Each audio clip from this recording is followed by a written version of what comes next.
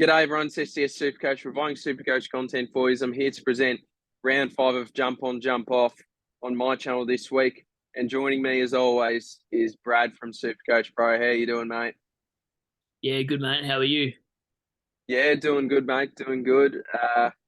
Upgrade season is now underway, it's fair to say. So the real fun part of SuperCoach is underway. So we've got some massive talking points again, I guess. Supercoach just keeps throwing up some absolute interesting sort of scenarios for us coaches. So we're going to review all the top 10 trade in and trade out players, of course, with jump on, jump off. We start number one, Cam McKenzie. I don't think this is much discussion because he actually lost money this week. He lost $100.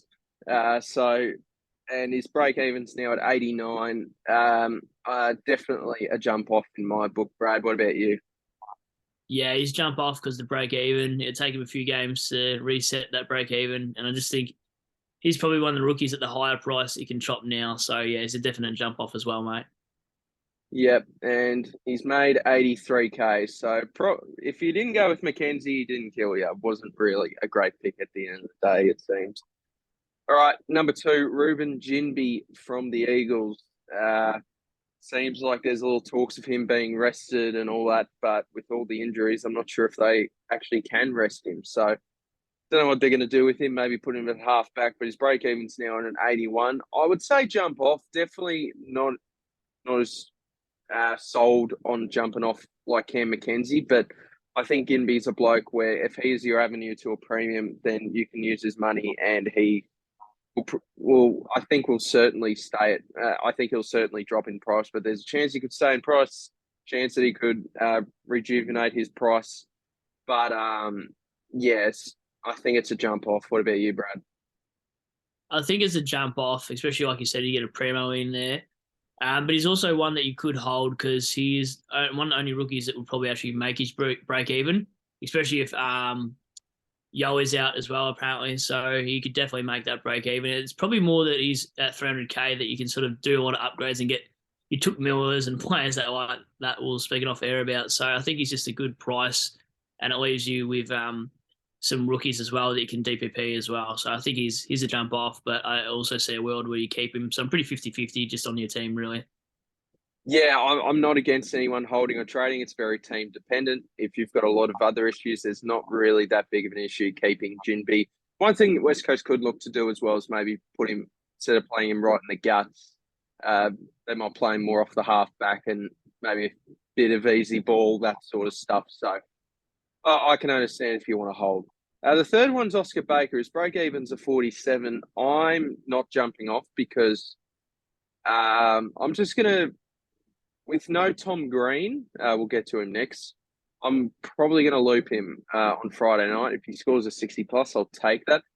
You can jump off again. Like he's not going to make too much more money, but 47, he can. For me, he's a hold for another week. What do you reckon, Brad? I think he's a hold for longer than that. He's got an easy fixture, so to speak. He's got Freo, then he's got Hawthorn. So I think he's one of those players that showed a little bit of ceiling in the preseason game. He scored 110. He scored a 95.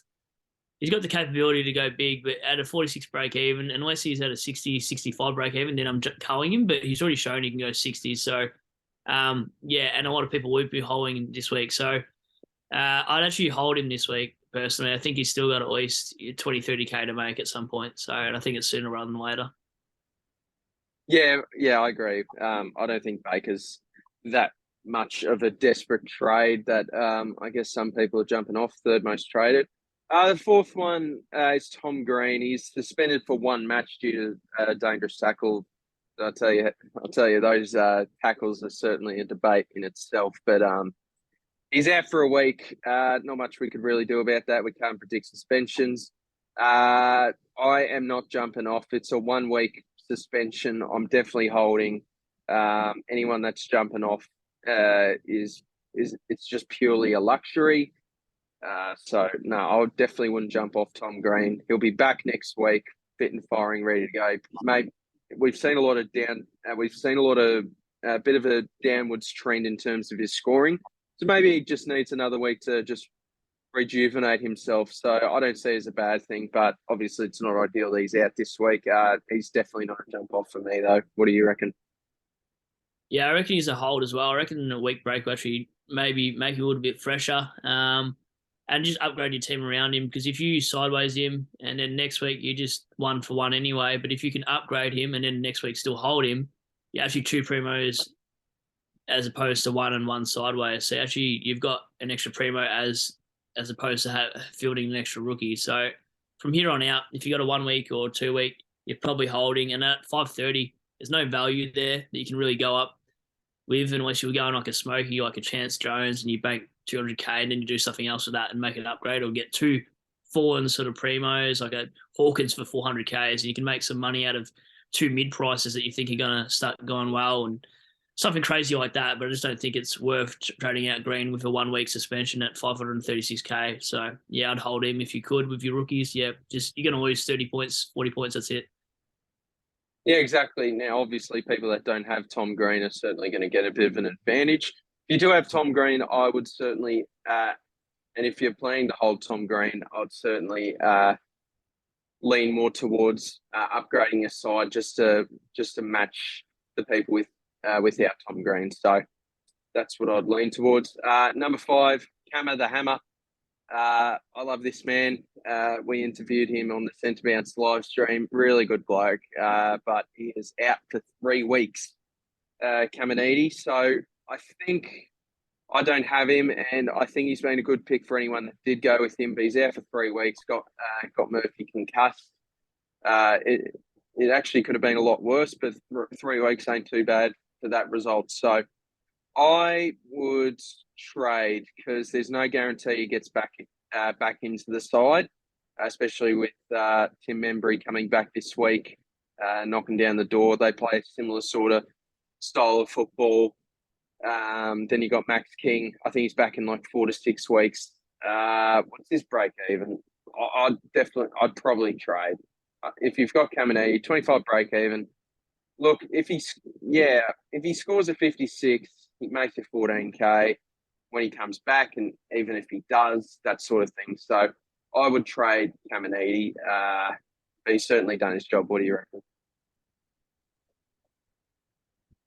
Yeah, I'd probably trade him too. He's done his job. He's made you 127k, which is actually more than Cam McKenzie and some of these other rookies that people are trading out. So, and like you said, job security when he comes back. You talked about Membry and King, so those are the things I was going to touch over too. His job security doesn't mean he'll come back on that 4th week. So, for me, it's a cull. But if you don't have a loophole and you're running a weird F6, and you have a look at the fixtures and you've got a Fergus Green, maybe St Kilda have late games, I'm not too sure. But that's the only reason I'd hold him, is if I needed a loophole and I've got too many cash generation players and I couldn't VC and see anyone into the weeks, and you could use him as like an F6 loop, then it could be something fancy. But yeah, 9 times out of 10, most teams are probably going to cut this guy if they've got no other issues in their side. So it's a jump off. Yep, agree. It's unfortunate, but we love you. We love you, Hammer. Keep up. I hope you're doing well in SuperCoach this year, if you're watching, mate. Cade Chandler, I'm not jumping off. I think it's a week early. I think a break even of, what is it, 40? I think off the top of my head of 47. For Chandler, I think he's still a solid on-field option. Who have they got? Richmond. I think he could do pretty well against Richmond. I certainly wouldn't trade Cade Chandler this week. Obviously, if he gets you to a premium that you really want, then I can understand. But no, I wouldn't trade. Chandler. I wouldn't jump off. What do you reckon? Yeah, I wouldn't trade him either against Tigers. We've got no backline. We can't defend. You'll probably kick 3 goals and score 90 points. So I think I'd definitely keep him. And then after that, he's got like a pretty easy fixture as well, like North Melbourne, West Coast in there somewhere as well. So I'd keep him as well, mate. I think you're going to get good points in return on field as well. Yeah, exactly. I don't think it's a bad thing having a rookie on field that can score very well. So, yeah, I would hold Chandler. Number 7, Owen Davey. There's a bit of unknown about this, whether he gets back into the side after being managed. With Will Snelling playing really well for Essendon this week against the D's. But Jai Menzies did have a really poor game. So I have a feeling Davey could be the sub on Anzac Day. which is obviously not ideal. But I mean, he's still playing. Hopefully that's the case. Like a sub is better than nothing, I guess. So I would. This is so hard. I'd probably hold. He hasn't really made enough. There's a chance he could come back into the side. So I'd probably just hold. He hasn't really made enough to really downgrade if you want to start upgrading. So I'd hold Davey. What do you reckon? Yeah, I'd hold him for another week just to see what these first gamers do for their second games, like the Hawthorn boys and stuff like that, and see if they've got a higher ceiling than some of these other ones that have just come through. So I'd hold and see if he is a sub risk. If he's a sub, then I'm probably trading him out. But then you probably don't got enough time to anyway. So because it's the last game, I'm pretty sure. So yeah, I don't know. I probably would hold him too, Steve. To be honest. Yeah, Green. I think his break even's like -1 as well. So even if he is a sub, if he can score like a 14 or like a Cam McKenzie, then he'll make a tiny bit more at least. Yeah. Number 8, Connor McKenna. I wouldn't be trading. I think he's still got a few weeks. Oh, not a few weeks, but he's still got a couple of weeks to go in terms of making money. His break even is, I think, 22, 25. Okay. I would hold McKenna. He's still a good on-field option. Everyone has him on field, so don't feel like you're missing out. I guess I don't even know. My brain just went flat there. Anyway, I wouldn't trade McKenna. Give him a couple more weeks. What do you reckon? Yeah, I'd hold on him too. So yeah, that's an easy one for me. Yeah, for sure. Number 9, Dane Rampy. I don't think we've talked about him since round 1. But he's featuring again this week, and he is being traded. Now, I don't know his injury. I don't know his injury. I'm not sure how bad it is or if he's potentially coming back this week. If he's potentially coming back this week, what's his break even? 55. If he's coming back this week, I reckon you just hold. But I don't know what the injury situation is with Rampy. I should have done my research, but whatever. But yeah, probably shouldn't have got him in the first place. He's now injured. His history of scoring isn't fantastic. I think a couple of years he did 90, but you're grabbing him at like 350k. So if you've got Rampy, I'd just hold probably if he's playing this week. What do you reckon? No, I actually get rid of him. He's got a nerve thing in his neck that's actually giving him grief, and so he's out this week. They've said already. So he's a pain in the neck. Everyone chased that 150, and if you jumped on him after that win 150, you'd probably deserve this pick anyway because he is a pain in the neck. I never want to talk about Rampy again in a jump on, jump off because you should have never grabbed him after that freaking 150. So I'm glad he's injured. All right, fair enough. I don't blame you, mate. Like, yeah, probably not the greatest pick, but it's easier to say, I guess. Maybe there's a world it could have worked out, but it hasn't for owners. So if he is out this week, then he's a jump off. Number 10, now Sam Doherty's here. I assume this is for people that totally forgot to jump onto the app last week and they realised, oh, crap, Doherty's injured. Better trade him out. So, if you've got Doherty, trade him out, jump off. Go on ahead, ask you, Brad. Yeah, no, jump off. It must be all the NPCs that didn't see that Thursday night teams. Yeah, exactly. For anyone that does have him still, he's there for another 3 to 5 weeks, I think. So definitely a trade. All right, now we get into the most traded in players. Number 1, it is the main rookie of the week, Matt Roberts. Now, obviously, this is actually his 3rd game. His first 2 games, I believe, he was a sub.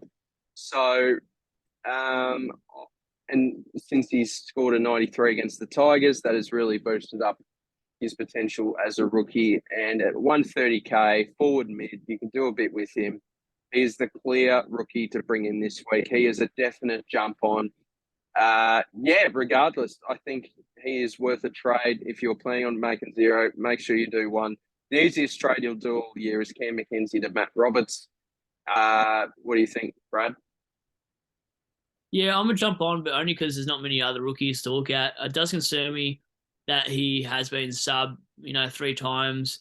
He played on the wing, 14 disposals, 4 tackles, used at 93% efficiency, but I barely saw him, to be honest. So I'm trading him in this week, but I'm worried about his output once the McCartan brothers come back. And, where does he go? I know he's a winger, but really worried about his job security. So I'm just hoping he makes a quick 100K over the next 3 weeks. And there's a lot of injuries at Sydney at the moment. So I'm hoping they just fit him in. And he's obviously the best, 23rd, 22nd player.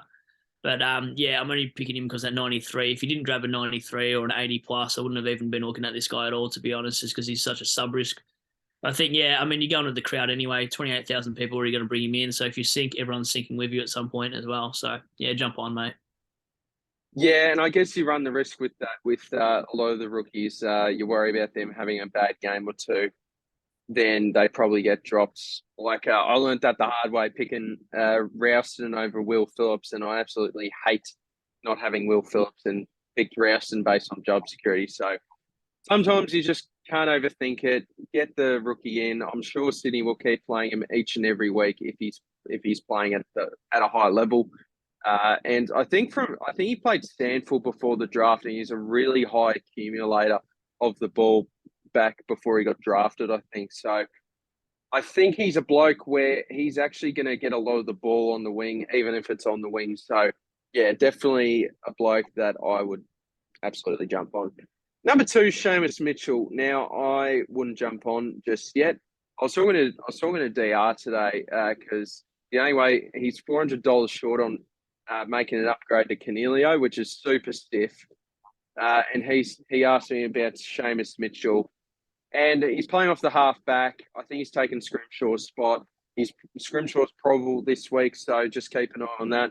He's certainly a bloke I wouldn't jump on early. He's a bloke to give another week, and there's certainly a few other rookies that are playing their second game heading into this week. So Seamus Mitchell, I wouldn't jump on just yet. Mitchell's probably a bloke next week to really target and go after. That's certainly my plan. And if he goes to crap, you've got Corey Warner and also Corey Wagner. So, no, I wouldn't jump on as of yet. What do you reckon, mate? Yeah, I wouldn't jump on just for that rule. He's not on the bubble, and what happens if he gets injured in that game? You can't predict injury. So for me, I don't want to bring in a guy off one game and then hope that his role doesn't get taken away from him. Like, what happens if they play him forward? I just want to see 2-game sample size. So pretty risky if you're doing that, but I understand in DR's case, if he needs the money, I can see a world and where you do that. And maybe you've got him in the back line and you're flipping him with Sheasel and whatnot, so it can open up things there. But as a general rule, you wouldn't do it. So it's not a jump on for me at all. Yeah, absolutely. Give him another week. Like even if Scrimshaw doesn't play and Seamus has a bad game, that is an easy swap for the selection table of the Hawks. Number 3, Dylan Williams. I actually don't mind this. I was kind of thinking, do I really want this bloke? I probably won't get him this week, but I mean, one of the reasons was Dylan Williams. I've got Chandler, Radaglia, Fergus Green, and Van Bruyden. I can't really fit him in. So, but if you do have a slot in the forward line, I actually don't mind. He's playing off the half back. I'm not sure on his job security. I guess this is the case with all the rookies, though. But Port Adelaide are usually a bit more trigger happy when it comes to the selection table after a loss. So I think he's playing off the half back, which I don't mind, and he's not getting too much of the ball, but it is a nice role for the time being. And Port Adelaide won two games with him playing, so there's no reason to drop him at this point in time. So I don't mind this. I'd jump on but don't like go early on a Radaglia or a Green or a Chandler just to bring him in. So yeah, I'll jump on if you can. What do you reckon, mate? Yeah, I'm torn on this one. He took a couple kick outs. He had 10 disposals. Didn't use it well. He used it at 60% efficiency. But they've still got Tom Jonas to come back at the side. They played Darcy Byrne-Jones as a forward tagger on Bailey Dale. So it's more, if he gets a third game, you probably jump on. I actually like him a little bit better than Matthew Johnson. But yeah, I like the role better more than anything for this guy. It's just if he gets a third game, you probably jump on for him and just hope for the best of any of these rookies, really. But he plays West Coast this week, so that's also a reason why I'd be a little bit more hot on him than what I would say a Matthew Johnson against the Dogs midfield. So yeah, Dylan Williams actually but like you say, who are you trading him out for? So it might be something you do, but by DPP. And I like the fact he plays West Coast. So I'm probably more of a jump on at this case than a jump off. I mean, not a jump on at all. You know what I mean? Yeah, fair enough, and I don't blame you for that. Number 4, we got Jordan Dawson. Too too expensive for mine. I think there's a chance Connor Nash could run with Jordan Dawson in the midfield next week. I think he did a bit of a role on Tom Green this week in the midfield, where I was sitting in Norwood. It was a bit hard to see the game, but I got a little bit of a feel on Connor Nash being a bit of a taller tagger, and that could be the case with Jordan Dawson. Adelaide's avenue to winning is playing Jordan Dawson in the midfield, and surely there's got to be a club that will try to slow him down. So I think he's just a bit too expensive at this point in time. We're trying to look for value and blokes that we're potentially liking as a top 8, top 10 midfielder at this point. Well, I mean, he's a defender. So, yeah, I can understand the appeal. And if you've got a lot of extra cash, I can totally understand, because I still think he's going to go up in price. He'll probably get 700K. I can't really get him in maybe until a bit later in the season, but I can totally understand the appeal. What do you reckon, mate? Would you jump on Jordan Dawson still at this price? Probably not at this price. I probably hope he comes down or his role changes back to halfback flank. It's crazy to think that he's actually scored 6 more points than Clayton Oliver through the year, so that's scary to look at. Yeah, I don't know. I feel like it just hinders your upgrade season somewhere else, but I can understand why people would want him. You sort of are chasing points with those big games you just come off, but at what cost are you going to affect your upgrades elsewhere as well? Someone might get 2 primos in quicker than what you will with that Dawson pick. So yeah, I mean, he's at 20% owned or 27% owned already. So it's not like he's owned by 50% of competition. If he's owned by like 50% like Dacos was, and Dacos was going off, then I'd probably be more reluctant to chase him. Like Oliver's 45%. They're the guys I want to chase. They're the guys that are really, really hurting me. He's only in 1 in 4 teams. So yeah, I'm probably not jumping on this week for him, mate. Yeah, I think non-owns are just going to have to wait. Number 5, Jack Siebel at 442,000. I am not jumping on, because apparently Aaron Hall is going to come back into the side this week, according to Alistair Clarkson. I don't think that really affects Jack Siebel. Well, that's just a prediction. Let's hope that's not the case, because the last thing I need is another premium just going, or potential premium just going to crap. So I think Siebel is a pass. Just see how he looks when Aaron Hall's back in the side, and there's a chance it could be this week. Could also affect Harry Sheasel. Maybe do they move him forward or whatever if Aaron Hall's back in the side. It's pretty frustrating. So I wouldn't be jumping on. What do you reckon, Brad? Oh, our viewers are going to be happy we finally disagree after 15 players. I'm going to jump on. I think he's at a good price. I think he'll still be top 6 to 8 in defence or forward line, to be honest, especially forward line looks a bit shaky. I think it actually, like you said, it actually affects Sheasel more than anyone, because Zeeble, they're not going to play forward, I don't think. Whereas, yeah, Zeeble scored well with Hall and McDonald back in the previous seasons when he was back in defence. So I don't think it actually affects Zeeble at all.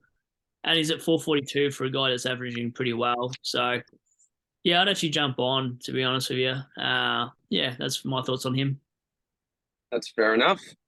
Now, number 7, Tuke Miller. We were talking about this guy off air. He's at 624K. He's going up against North Melbourne this week, who just conceded 176 to Lockie Neal. So, I mean, it is a very sneaky price, and you do have to pay 624,000 for this man. But he is appealing to a lot of people in the SuperCoach community. I'd jump on. I'd jump on Tuke Miller. You know that he's going to be top 8 at the end of the day. He's got North Melbourne this week. There's a chance he can really repay you. He can really pay off the trade this week. So I'd jump on. What do you reckon, Brad? Yeah, we missed Matthew Johnson, but Tuke Miller, you're probably jump on Tuke. But yeah, like we were saying off air, his fixture's good, but I still feel like it hinders an upgrade elsewhere. But like you said, he's going to be top 8, so you may as well bring him in. But if you feel like the next week, I always look at my trades 2 weeks ahead. If I feel like I can use that 100K next week for another upgrade elsewhere, I'll do it. If I feel like that 100K won't make a difference to my side the next week, then I would grab a Tuke Miller. That's how I'd look at that situation. So yeah, jump on, because he'll tower North and then he'll tower Richmond as always. So I just haven't seen one of those big ceiling games that he'll probably stay around this price. And I owned him last year and he always got 130s, but he rarely got like a 150 plus. So he's always been at a decent price, regardless of the fixture and regardless of the opposition. So, but he is a jump on. He's 38k cheaper than what he was at the start of the year. So, yeah, go for it. That's always handy. That's why probably you really want to target these blokes at a high price that will stay at that price, like a Clayton Oliver. Yep. All right, we'll go back up to Matthew Johnson, number 6. I totally missed that. 139k, scored a 67 this week. I'm not a jump on. I think his role was affected once Brody got subbed on, and Brody was playing pretty well.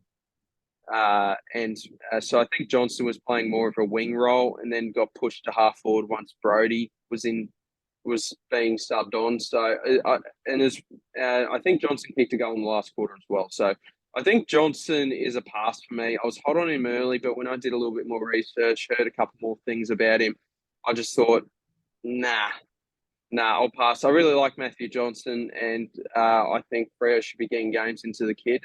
He's going to be a great piece for their future, but I think Matthew Johnson for me is a pass, not jumping on. What about you? Yeah, I just don't think he has the role, to be honest, and I think he's just an absolute sub-risk. And, yeah, when Brody came on, they put Johnson forward, and he didn't get a really good score until he kicked sort of a clutch goal, got himself 20 points just for that alone. So I'm not hot on him as much either. So, yeah, for me, it's a pass. I'm waiting on Corey Wagner. If he gets the second game, I know he played bad.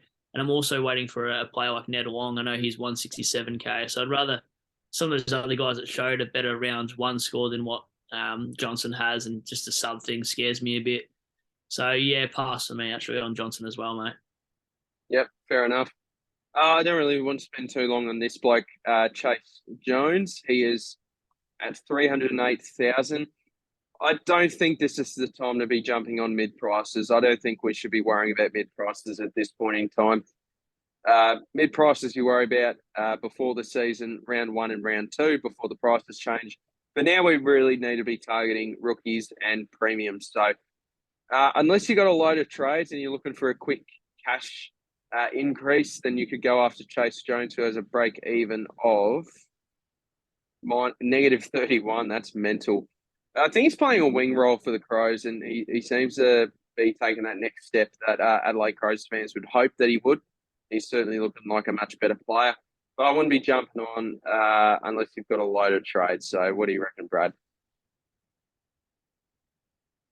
Weirdly enough, I'm going to jump on. I've actually studied this pick a little bit. I'd go Gimby to Jones. He scored 34 SuperCoach in one quarter as a sub. Then the second game he played so that wing halfback flank role with a 93, and then against the Boys 116. He's I think he's like the third most negative break evens. So you're hoping against Hawthorn he tons again. So I'm almost going to jump on this guy, but my issue is his fixture after Hawthorn is like Collingwood and a few other harder teams. And I'm not sure if he'll get to 450k, but I actually like the pick, and I've been filtering my Twitter search to Chase Jones and looking all the statistics I have, and I'm actually really hot on it. And I think he can make as much money as some of these bad rookies can, if not more, and get the scorers, the points on field as well. So if you can do it in one trade through a Gimby or, a rookie that's just shot himself, I'd actually jump on. I do like it, and I hope, people do jump on, and if he goes off, they can thank me. But if he doesn't go well, do not come at me in the comments, because I just think there's going to be one of those breakout players that we dismiss, and now it happens every year, and we go, oh, well, shit, maybe we should have grabbed him. And I think he's one of the guys that could have that same effect. That's fair enough, mate. Well, I tried one of them in round 2, and that was Brennan Cox. That didn't really work out too well, so we'll see how you go this time round. Number 9 is Lockie Neal. 636,000. He's dropped 39k. He just went absolutely nuts against North Melbourne. He's going up against the Tom Greenless Giants in the midfield, and he could look to go nuts once again. 30 years old, so maybe one thing to keep in mind, he's probably going to be a bloke I target later in the season just due to his age. I'd rather a 30-year-old bloke that I got to worry about for 9 rounds of the season compared to 18. So I think jump on Neil. Not something I'm going to do just yet, but I think Lockie Neil, you're more than welcome to jump on. What do you reckon, mate? Yeah, I'd jump on Neil for sure. I like him at that price. I think at least he's got the ceiling beyond Took and beyond some of these other guys at 600 and something K. I think he's finally hit form. Like normally he has a hot start to the season. So I actually like the pick better than it Took Miller, as weird as that sounds. Put fixture aside, I think he probably averages more than Took from here on out anyway, especially those big games that he has in his repertoire. Yeah, so much of you jump on if you can get to him for sure. Fair enough, mate. And then lastly, we got Tom Stewart from the Cats. What's his break even? I think it will be quite low. No, it's quite high, probably because I guess the 92 is in his system, still in his price gen, so his cash gen. So 601,000. I still think you're getting a good price for a bloke with this ceiling, and we've got some Geelong games coming up, which is nice and handy for Tommy Stewart. He loves playing down at the Cattery. I'd jump on still before he. I still think he's a top 3, top 4 averaging defender for the season. I'm happy I jumped on him last week, but I still think at 601,000 that is still a good price. What do you reckon, mate? Yeah, he's a good price, a really good price actually. Still, I watched him against West Coast, and there was barely any ball back there in the Cats' defense, and he's still got 135 points. So it's crazy that even in smashings where the ball isn't in their backline very often, and he doesn't get that many kickouts as we expect, he still just seems to play loose, and even Radaglia plays loose. And yeah, he's just got an unbelievably good ceiling, and that's why the other week most of us that couldn't afford Dawson went for a Tom Stewart because we knew that Stewart had the capability to match him in his VC capabilities, and that's what we're sort of hoping for is as non-Dawson owners as Stewart to be that role, and that's probably the only reason I didn't pick a Sard or something because I didn't want consistent 120s. I'd rather the big ceiling games and then the weird 80s to even out, similar to Dawson really. So yeah, I think he's an absolute great price, and it's probably one of the cheapest price he'll hover out unless he gets a forward tagging role, which he did at the back of N last year, but I'm not worried about that this year at all. So yeah, I'm hot on Stewart, and that's why we started him. And then Chris Scott lies to us, and then we trade him in for stupid players, and then we're bringing him back in after 4 weeks. So it's just ridiculous. But yeah, jump on. Yeah, very frustrating. I owned him round 1, and I chose Doherty over Dawson. So, gotta love SuperCoach. All right, we've only got a few minutes to go. We'll quickly do our tips. You ready to go, mate? Yeah, I got 7 right last week, by the way. Did you? I got 7 as well because we tipped the same, but I'm still up by 2 overall. So we'll see what goes on this week. All right, Western Bulldogs. Fremantle versus Western Bulldogs at Optus. I'm going the Dogs. I'm going to Dogs, yep. Port Adelaide versus West Coast. Port Adelaide. Yep, Port Adelaide for sure. GWS versus Brisbane. I'm going Brizzy. Yep, Brizzy. Geelong versus Sydney at GMHBA. Cats for me. I'm going to go different. I'm going to go to Swans. I've done a little bit of just the gut feel. Sydney, whoever they lose to in the grand final, always want to have the leg up on whoever they lost to. So I think we saw that with Hawthorn after their loss in 2014. We saw that with the Dogs after 2016. So I'm going to keep the trend, and I'm going to say the Swans bounce back and respond to Geelong unfurling the flag there. Hawthorn versus Adelaide in Tassie. I'm going to go Adelaide. Yeah, same. Now this is going to be a juicy one here. Carlton versus St Kilda at Marvel. I'm going to go Carlton. I'm going to go St Kilda. Okay, we've gone 2 different. You like to see it. Gold Coast versus North Melbourne. I'm going to go Gold Coast. Yeah, Gold Coast as well. It wouldn't surprise me if North won this week, though. I'll tell you that. Yeah. Melbourne versus Richmond. I'm going to go the D's. Yeah, I'm going Melbourne. Fair enough. And then lastly, probably game of the round. Collingwood versus Essendon on Anzac Day. Obviously, such a marquee game. I still reckon the Pies get them, though. What do you reckon? Yeah, I don't know. I think the Pies too, because even when they're depleted, they just have role players and they just seem to win, even with no ruckman as well. So yeah, probably Pies as well. Yep, but hopefully a good game for that. All right. Thank you for jumping on, Brad. Hopefully everyone enjoyed jump on, jump off round 5. It was good to get a video out. Sorry, I wasn't very active on your text this week. But luckily, you just said, "Oh yeah, I'll do it tonight," and there you go. This will probably be uploaded tomorrow, I reckon, guys. Just because, what time is it? 10:48. Not sure too many people are going to be watching SuperCoach content. So, thank you guys very much for watching. Thank you, Brad, for coming on, mate. Thanks for having me. Thanks for ghosting me all week as well. I appreciate it. Just like the Tinder birds, you know. Had to put that at the end. You absolute Riz God. All right, thank you guys very much for watching, and I'll see you in the next video, guys. Cheers. Have a good one. Bye.